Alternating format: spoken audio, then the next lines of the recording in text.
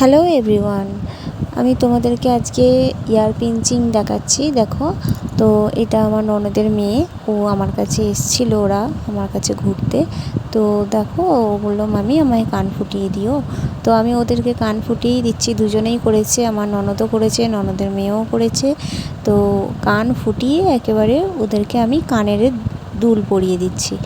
তো ওরা ভয় পেয়েছিল যে কান ফুটিয়ে কানের দুল পরতে। তো আমি খুবই আস্তে আস্তে ওদেরকে ফুটিয়ে দেওয়ার চেষ্টা করেছিলাম। তো ননদের মেয়ের একটু হলেও লেগেছিল, কিন্তু কি করব, ফোটাতে গেলে তো একটু লাগবেই। তো আস্তে আস্তে ফুটিয়ে দিয়েছিলাম, তো হয়ে গেছে ফোটানো।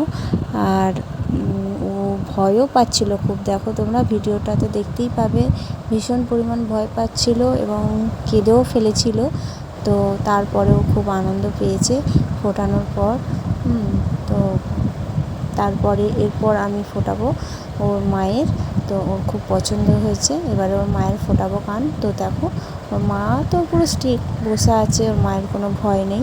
ওর মা এটাই জানে যে আমি যদি একটু নড়ি চড়ি তাহলেই আমার কানে হয়তো অন্য জায়গায় ফুটে যাবে। তো সেই জন্য ও একদম চুপচাপ বসেছিল, ওর কোনো লাগেও নে বললো।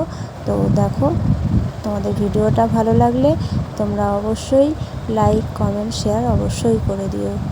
সকলে ভালো থেকো, সুস্থ থেকো।